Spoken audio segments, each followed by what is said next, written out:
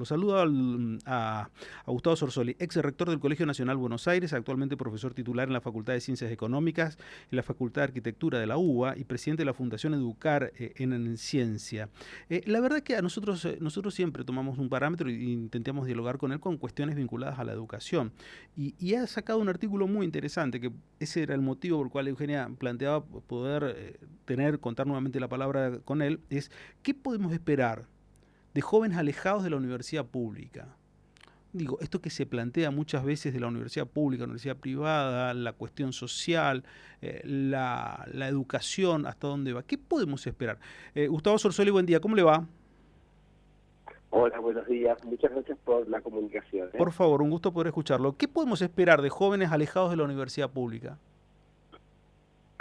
Y podemos esperar futuras madres y padres que tengan hijos a futuro, en términos generales, por supuesto, que tengan peores rendimientos en su escolaridad obligatoria.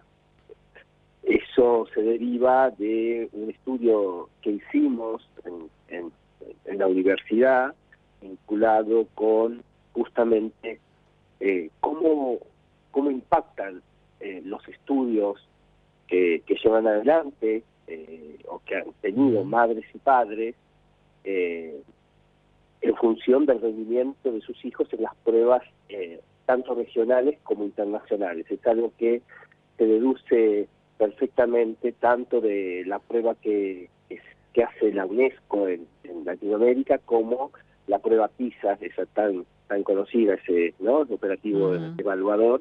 En ambas pruebas es que son en distintas etapas, porque la prueba de UNESCO se toma casi al finalizar tercer grado de la primaria y sexto grado de la primaria, en cambio PISA se toma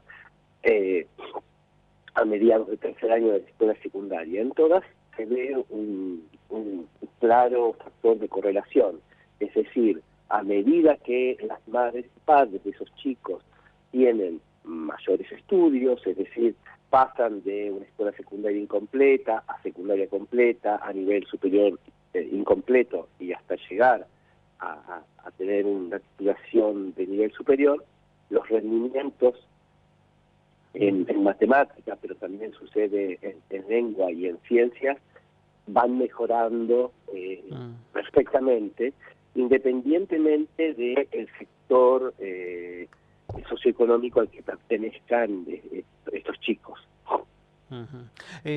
Eso y como construcción de sociedad, digo, en comparación con otros países, ¿qué tipo de marco tenemos? Digo, ¿es un marco el que hoy tenemos propicio para la evolución o la aspiración para el crecimiento y el desarrollo de la sociedad como crecen y se desarrollan en otras sociedades?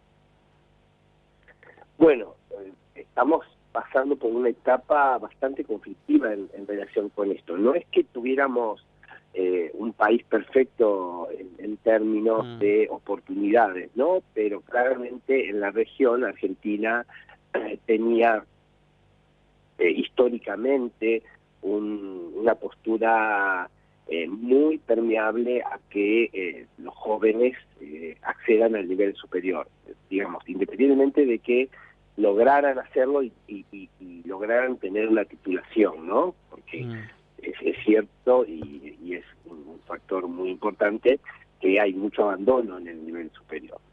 Pero independientemente de eso, las puertas de los terciarios y de las universidades nacionales claramente son un estímulo, esas puertas abiertas, ¿no? Son un estímulo a que nuestros jóvenes accedan a estos estudios.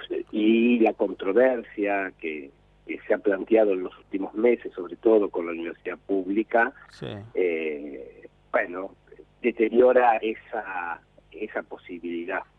La verdad es que tendría que haber una política de Estado que fomente justamente que nuestra población joven estudie.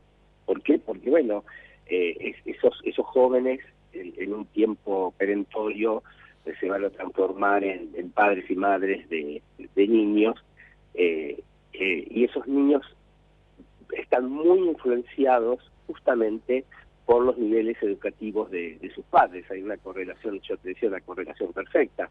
Entonces, una buena política es justamente esa, ¿no? Propender a que nuestros jóvenes alcancen el máximo nivel de educación posible. Eso no necesariamente quiere decir que todos sean universitarios, que todos sean graduados, que todos sean profesionales, pero cuanto más avancen, ¿sí?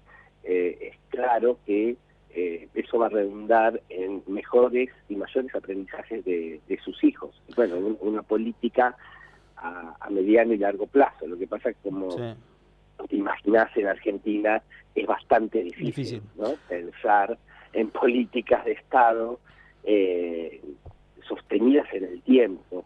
Venimos de una alternancia política que lamentablemente muchas veces lo que hace es destruir o desarmar lo que hizo el gobierno anterior. Entonces venimos de un gobierno de la presidenta Fernández, después de Macri con otra orientación, volvemos a uno de Fernández con otra orientación, y ahora nuevamente damos vuelta a página, y así en forma sostenida. En los procesos educativos eso, la verdad es que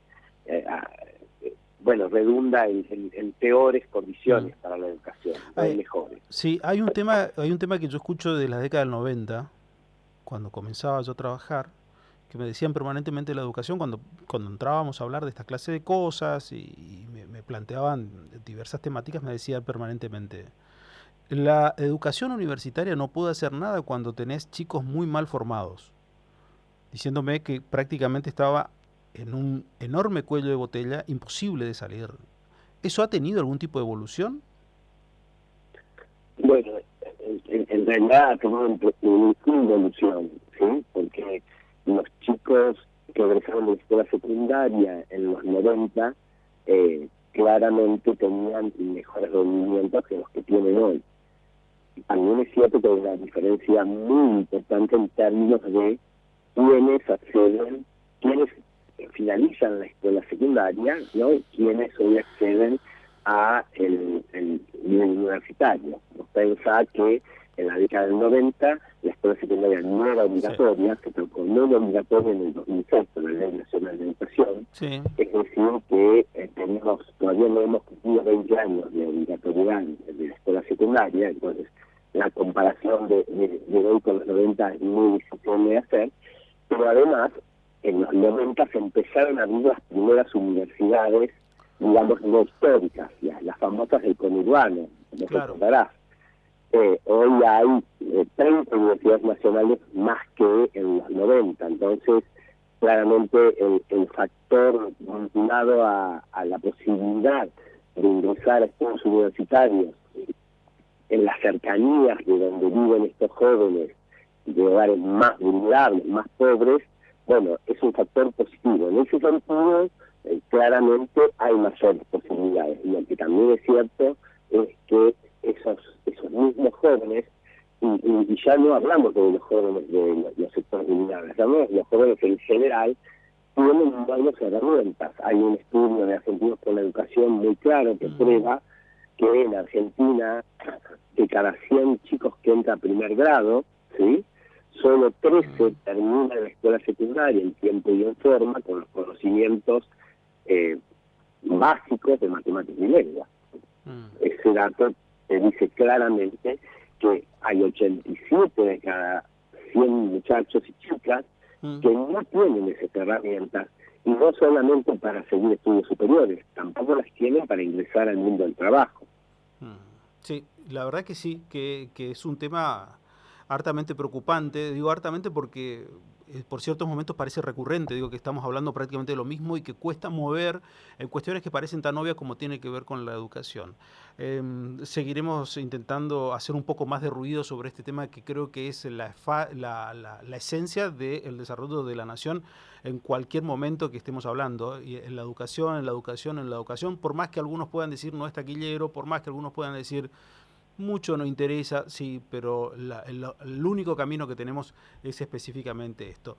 Y vamos a seguir llamándolo específicamente también por este tema porque nos preocupa. Y para nosotros usted es una voz autorizada. Gustavo Sorsoli, gracias por estos minutos.